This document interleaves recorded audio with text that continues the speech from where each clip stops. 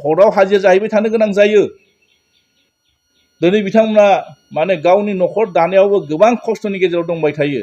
सुक्ति खालायखांनानै जायफोर दिनै माने रिभलिउसनारि जायफोर दिनै आन्दोलनकारि बिथांमोना दिनै हाजिरा मावनानै जायोब्ला गोसोआव बेसेबां दुखु मोनगोन। माखासे एनडिएफबि सेंग्राफ्रा दिनैसिमबो रिहेबिलिटेसन मोनाखै, जायनि बेलायाव एनडिएफबिनि सेंग्राफ्रा बिराद गोदाव सोराव अबस्थायाव दङ। बे सुक्तियाथ' जोंहा बिटिआर सुक्ति बिराद गिदिर गिदिर लेक्सार होयो। बे बिटिआर सुक्तिनि गेजेरजों बे माने माखासे खोथा माखासे रायजोनि गेजेराव आं बुंफोरनो गोनां जाथारगोन। मानोना दिनै जों बुंनांगोन बे सुक्तिया माने दुलाराय बर' फरायसा आफाद आरो एनडिएफबि गासै ज' लोगो नांनानै बे सुक्तिया दिनै जादों।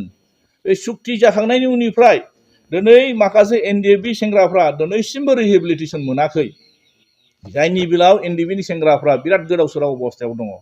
कर्टआव हाजिर जाहैबाय थानो गोनां जायो। दिनै बिथांमोना माने गावनि न'खर दानायावबो गोबां खस्थ'नि गेजेराव दंबाय थायो। सुक्ति खालायखांनानै जायफोर दिनै माने रिभलिउसनारि जायफोर दिनै आन्दोलनकारि बिथांमोना दिनै हाजिरा मावनानै जायोब्ला गोसोआव बेसेबां दुखु मोनगोन।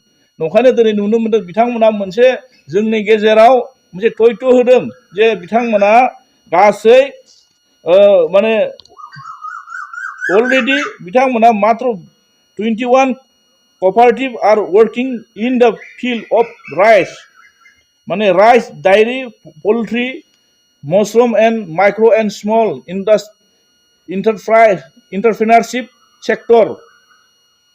माखासे बेहाय जायफोर दिनै खामानि मावबाय थादों बिथांमोननोल' मात्र 5 कोटी, जायफोर दिनै 21टा कपारेटिभ ससाइटियाव जायफोर दिनै मावबाय थादों बिथांमोननो मात्र 5 कोटी थाखाल' बाजेट बिथांमोना जों हमनायखौ नुनो मोनदों आरो। नंखायनो दिनै बिनि गेजेराव जों बुंगोन माखासेया मा खालायगोन दा। आरो दिनै बिटिसिनि सिङाव थानाय माखासे सुबुंनि गेजेरावल' दिनै माखासे रायजो राजाफोरनि सायावल' बिथांमोना सिन्था खालामबाथ' जानाय नङा। एनडिएफबिखौ आरो बे बिटिसि सिङाव थानायखौल' सिन्था खालामबा जानाय नङा। एनडिएफबिया दिनै बिटिसिनि बाहेरायावबो थादों, बिथांमोन दा मा मावनो हागोन। नंखायनो दिनै जों नुदों बे बाजेटआ जोंनि थाखाय गनायजाथावना जायाखै होननानै बुंनाय खारना जों बेनो आरो। नंखायनो आं खावलायनो सानदों रायजो राजाफ्रा मोजां सिन्था खालाय, बिसायख'थिया फैगासिनो दङ। बिथांमोना नंखाय खोथा बुंनानै बिराद गोदै बुंदों, मिशन लादों, भिजन लादों, माखासे खामानिफोरखौ बिराद बिथांमोना मावदों होननानै देखायबाय थानो नागिरदों। जोबनायाव जों नुदों बिथांमोना जेबो खामानि मावनो हाया, बे फोरमान जाबाय। अलरेडि माने बाजेट हिसाबै गासै बिथांमोना जोब्बाय, बाजेट आरो गैला, बे सरकार आरो गैला, बिसोर बे सरकारनि भेलिडिटिया जोब्बाय। दा बिथांमोना बे बाजेटखौ खरसा खालामनो मोना नियमाव। मानोना सिगांनि जिथु इलेक्शन फार्स्ट नटिफिकेशन जिथु ओंखारदों बेथ' नैबे एप्रिल मासनि 27 तारिखआवनो जोबनांगौमोन।